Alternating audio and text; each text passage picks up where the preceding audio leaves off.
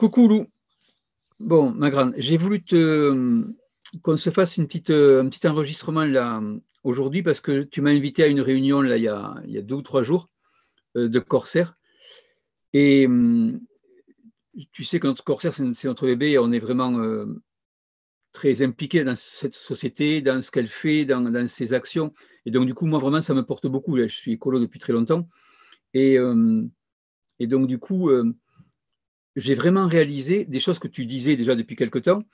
Mais par contre, euh, j'ai vraiment entendu cette fois-ci, reconnu le niveau où est Corsair dans le monde au niveau du recyclage des déchets plastiques, l'avance qu'ils ont et le prix aujourd'hui qu'a le crédit plastique de Corsair par rapport aux confrères.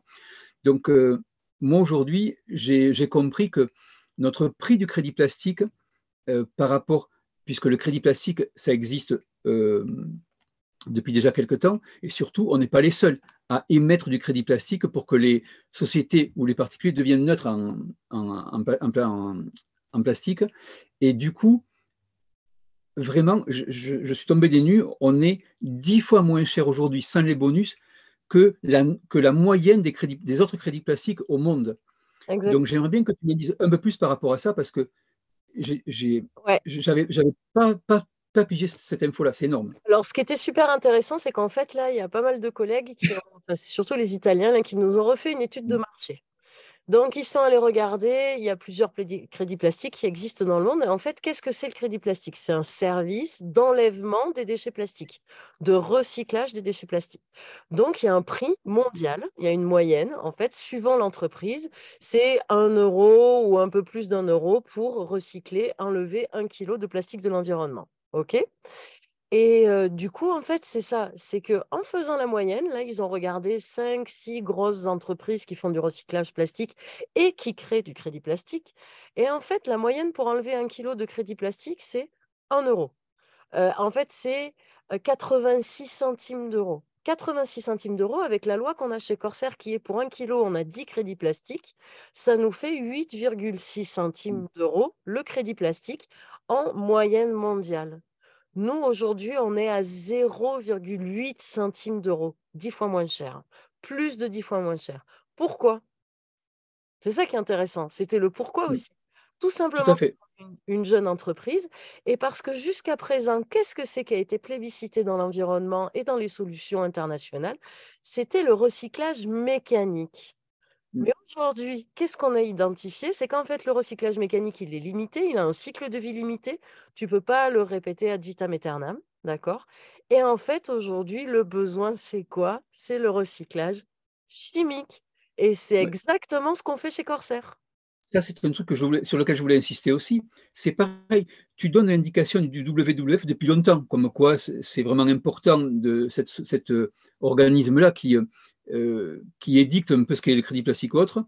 Et c'est pareil, j'avais pas pigé du tout qu'on était quasiment les seuls presque au monde à faire d'une manière importante du crédit plastique à partir du recyclage chimique. Tous les autres sont à partir des recyclages mécaniques. Et effectivement, ce que je n'avais pas noté du tout, c'était que le recyclage mécanique n'est pas aussi performant que le recyclage chimique pour le recyclage à 100%. Et ça, j'ai trouvé ça pareil, énorme, quoi. Ça fait deux informations que je trouve de ouf, quoi. Exactement. Et c'est là où c'est vraiment très intéressant parce que on se rend compte qu'aujourd'hui, en fait, Corsair a vraiment sa place. Je voudrais juste mettre quelque chose de façon à vraiment transmettre l'information correctement. C'est un petit document, d'accord, qui va Mm. montrer en fait c'est quoi la demande dans les mois à venir, dans les années à venir du recyclage. Donc aujourd'hui, si on regarde ce qu'on vient soutenir la WWF qui dit que c'est recycler du plastique, éventuellement le recycler en fait.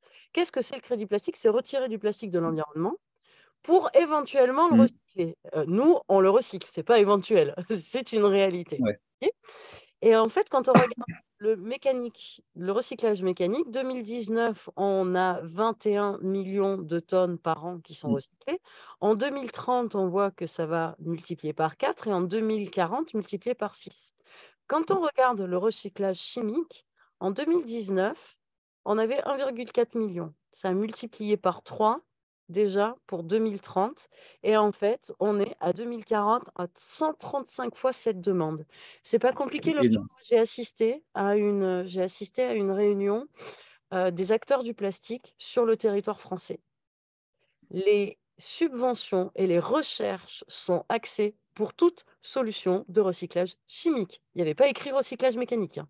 Recyclage chimique. Et c'est exactement ce qu'on fait chez Corsair. Donc, on est au bon endroit, au bon moment. Ouais. On est Ça, d'accord? j'ai trouvé ça mais complètement énorme, sans parler d'un chiffre aussi qu'on avait, mais qu'on avait déjà depuis quelque temps, le fait que dans les années qui viennent, c'est 100 milliards de litres qui sont utiles pour pouvoir satisfaire la demande mondiale. Aujourd'hui, on est entre 20 et 50 millions de litres. Enfin, c'est colossal, je veux dire, c'est énorme. Et c'est pour ça qu'au niveau de Corsair, ce qui, moi, j'étais déjà convaincu de ça, mais avec ces chiffres-là, c'est vraiment la confirmation économique pure que pour les 20 ou 30 ans qui viennent, Corsair est complètement là dans le marché. Et il y a aussi une chose qui est très importante, c'est que même si aujourd'hui on est sur du recyclage qui peut être aussi lié à des hydrocarbures, donc du coup on remet le pétrole, même si on pollue moins, etc., on remet dans la chaîne où on va brûler du pétrole, mais la destination de Corsair, c'est surtout de pouvoir faire du recyclage circulaire, de l'économie circulaire, en approvisionnant les fabricants de plastique lui-même.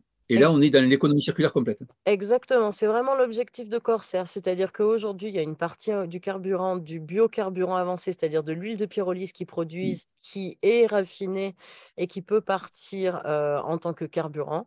L'objectif final de Corsair, c'est de rester dans l'industrie de la plasturgie et de la pétrochimie. Parce qu'il faut savoir qu'aujourd'hui, une entreprise de pétrochimie qui fabrique du plastique, qui fabrique des nouveaux plastiques, si elle n'utilise pas 30% de matières premières issues de plastique recyclé, en fait, elle doit payer des amendes. Donc, elles sont très fortement invitées à utiliser exactement ce que produit Corsair. Donc, c'est clair que quand on étudie le marché, celui qui prend le temps d'étudier le marché, de comprendre quelle est la demande en huile de pyrolyse, en ce que fait Corsair aujourd'hui, on se rend compte qu'on est vraiment au bon endroit, au bon moment, il n'y a pas photo. Voilà. Est-ce qu'il y avait autre chose à partager? Écoute, non, je pense que c'est vraiment le plus important parce que là, vraiment, on est dans le cœur que les données économiques de Corsair sont promises au niveau d'une expansion de la société à un bel avenir, quoi. Je dirais. On est vraiment sur le plan économique, c'est pur, c'est magnifique, quoi. Je dirais, là, ça ne peut que décoller au niveau de cette boîte, ça ne peut que prendre de l'ampleur.